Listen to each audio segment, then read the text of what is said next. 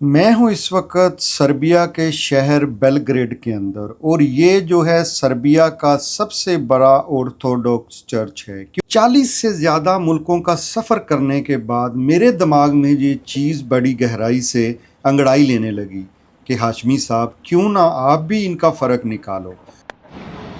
तो ये है जी यहाँ की पब्लिक ट्रांसपोर्ट 31 फ्री वाली पब्लिक। तो इस वक्त मैं हूँ जी इंडिपेंडेंस स्क्वायर जो है सर्बिया बेलग्रेड का, वहाँ पे। यहाँ से हम लेंगे बस और जाएंगे सीधा सावा टेम्पल।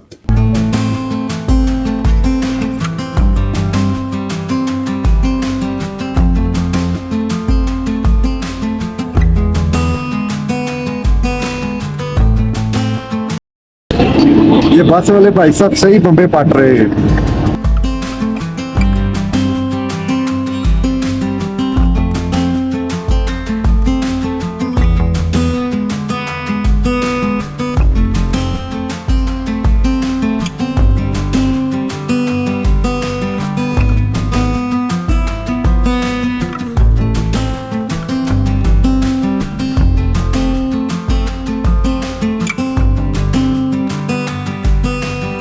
अगर आप मेरे चैनल पे नए हैं तो मेरे चैनल का नाम है लाइफ ऑफ हाशमी और मैं हूं आपकी खिदमत में हाज़िर, आपका होस्ट और आपका वेल विशर तसद्दुक हुसैन हाशमी। तो मैं हूं इस वक्त सावा टेम्पल के बिल्कुल सामने।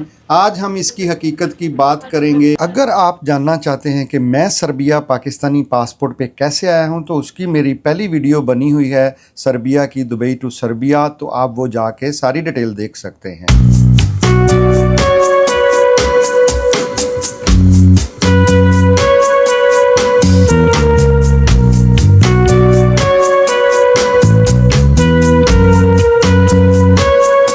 इस टेम्पल की ख़ासियत ये है कि ये ना सिर्फ़ एक रिलीजियस मकाम है बल्कि एक कल्चर और हिस्टोरिकल लैंडमार्क भी है। यहाँ पर हर साल हज़ारों की तादाद में लोग ज़ियारत करते हैं और रिलीजियस इवेंट्स में शामिल होते हैं।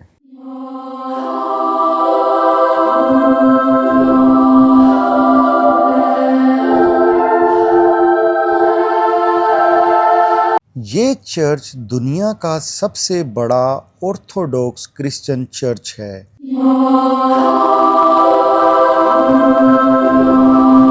इसका डिज़ाइन बाज़ंतीनी फ़न तमीर पर मबनी है जो कि रवायती ऑर्थोडॉक्स अंदाज को दुरुस्त करता है। चर्च का अंदरूनी हिस्सा इसके फ्रिस्कोस ऑर्थोडॉक्स क्रिश्चियन आर्ट का बेहतरीन नमूना है।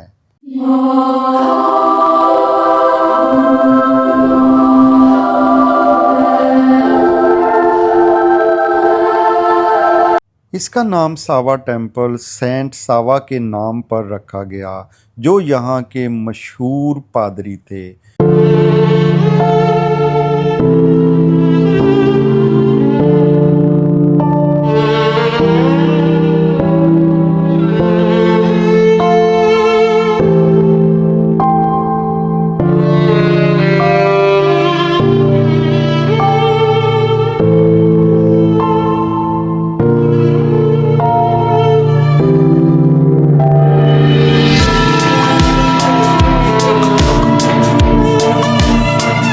मैं समझता हूँ कि मेरा नॉलेज बहुत ज़्यादा नाक़िस है, इसलिए जब भी कभी क्रिश्चियन, कैथोलिक या ऑर्थोडॉक्स का नाम मेरे सामने आता था या ऐसे ही मैं चर्च का विज़िट या यहाँ घूमने के लिए आता था तो हमेशा से सोचता था कि यार इनमें क्या फ़र्क है। तो आज मैंने सोचा कि चलो इस बात को क्लियर कर ही लेते हैं। तो थोड़ी सी रिसर्च करने के बाद मुझे पता चला कि ऑर्थोडॉक्स और जो कैथोलिक हैं इनका ऑलमोस्ट सेम ही फेथ है, लेकिन जो है कैथोलिक वो जो है पोप को मानते हैं और जो ऑर्थोडॉक्स हैं वो पोप को नहीं मानते हैं। इनका मज़हब जो है एक दूसरे के साथ आप ऐसे कह सकते हैं जैसे कि एक पुराने ख्यालात के रिलीजियस कह सकते हो, आपको फ़िरका वारियत कह सकते हो आप इसको, और दूसरे जो हैं वो मॉडर्न हैं। ये डिफरेंस है इन दोनों के दरमियान में।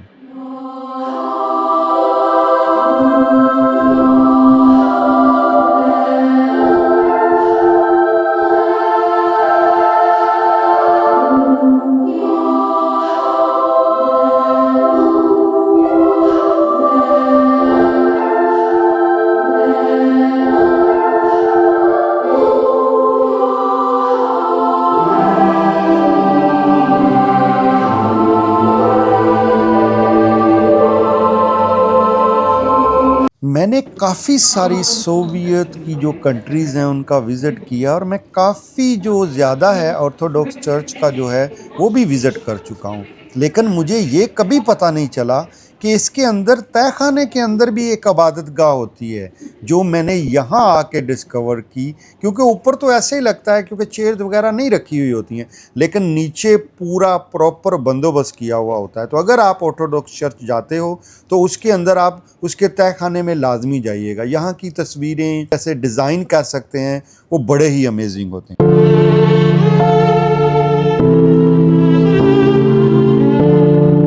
कैथोलिक चर्च का सबसे बड़ा रहनुमा पोप होता है, जो वेटिकन सिटी में रहता है। कैथोलिक ईसाई रस्म व रिवाज और मुकद्दस इबादत को बहुत अहमियत देते हैं, जैसे बपतिस्मा और एवरीक्रिस्ट।